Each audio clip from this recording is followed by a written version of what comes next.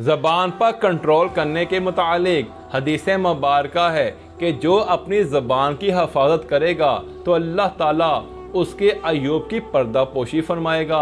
हज़रत अली ने फरमाया, जो किसी बुरी बात को सुनने के बाद उसको दोहराता है वो उस बुरी बात के कहने वाले की तरह होता है। फिर इमाम हुसैन अलैहिस्सलाम फरमाते हैं कि बहुत से मकामात पर खामोशी बेहतरीन मददगार है, अगर ये तुम बेहतरीन बोलने वाले ही क्यों ना हो। इमाम बाकर फरमाते हैं कि जितनी अच्छी और नेक बात तुम अपने बारे में सुनना चाहते हो उतनी अच्छी और नेक बात दूसरों के बारे में भी किया करो। इमाम सादिक अलैहिस्सलाम फरमाते हैं कि इंसान को चाहिए जब कोई उससे जहालत और नादानी की बात करे तो उसे मुकाबला की बजाय उससे किनारा कशी इख्तियार करे। इमाम मूसा काज़िम अलैहिस्सलाम फरमाते हैं, एफिस लिसाना का ताइज़ो, अपनी ज़बान को काबू में रखोगे तो इज़्ज़त में रहोगे। काम बोलना बड़ी हिकमत है। अशफाक अहमद कहते हैं, सच बोलने का शौक़ है तो अपने बारे में बोलें, लोगों की ज़िंदगी को अजाब मत बनाएं। बानो कुसिया फरमाती हैं, कुछ लोग सच बोलते नहीं बल्कि उगलते हैं, क्योंकि उनका मकसद किसी की भलाई करना नहीं बल्कि दूसरों को ज़िल्लो रसवा करना होता है। समझदार लोग बहस नहीं करते क्योंकि वो जानते हैं कि इससे बाहमी रंजशें पैदा होती हैं और मुफीद नतीजा बरामद नहीं होता। अगर किसी की शख्सियत को पहचानना चाहते हो तो देखो कि वो लोगों के बारे में कैसे गुफ्तगू करता है, और ख़ुसूसन जब गुफ्तगू मुखालफ के मुतालिक हो। बाद लोग कहते हैं कि हम बड़े साफ दिल हैं, सब बातें मुंह पर कह देते हैं। ऐसी सफाई का क्या फ़ायदा जिससे दूसरों की ज़िंदगी अजियतनाक हो जाए।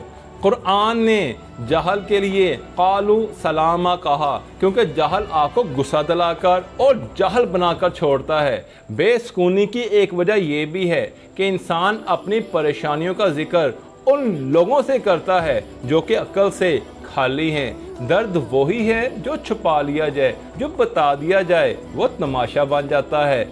दिल का बोझ दूसरों के सामने हल्का करने से दरअसल हम अपने आप को दूसरों के सामने हल्का करते हैं। जिस तरह बाद ग़ज़ाएं सेहत को ख़राब कर देती हैं, इसी तरह बाद अल्फाज आमाल को ख़राब कर देते हैं।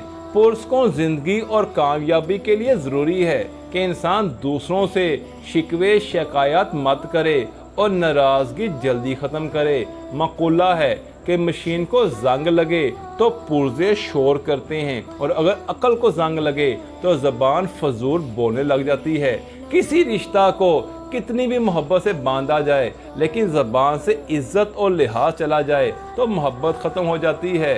अदब की बात है, वरना मनीर सोचो तो जो शख्स सुनता है वो बोल भी तो सकता है।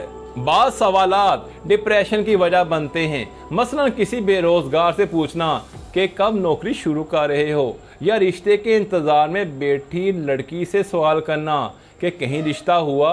बेऔलाद जोड़े से पूछना कब खुशखबरी सुना रहे हो। किराए के मकान में रहने वाले से पूछना कि अपना मकान कब बना रहे हो, और बग़ैर सवारी वाले शख्स से पूछना कि गाड़ी कब ख़रीद रहे हो। 1965 में बावजह अदम दस्तयाबी फर्स्ट क्लास टिकट एक जज साहब दर्जा 2 में बैठ गए। वहाँ पे पाक भारत जंग के मुतालिक लोग जज्बाती बातें कर रहे थे। जब लोगों ने जंग के मुतालिक जज साहब से राय पूछी तो जज ने कहा कि हमें जंग ज़्यादा अरसे के लिए नहीं लड़नी चाहिए, इससे बहुत ज़्यादा खून खराबा होगा। ये सुनकर लोगों ने बेदर्दी के साथ जज साहब को फेंटी लगा दी। जब जज साहब ट्रेन से बाहर आए तो उनसे सवाल हुआ कि आपने सफ़र से क्या सीखा। तो जज ने जवाब दिया कि मैंने यही सबक सीखा है कि फ़र्स्ट क्लास की बातें सेकंड क्लास में नहीं करनी चाहिए।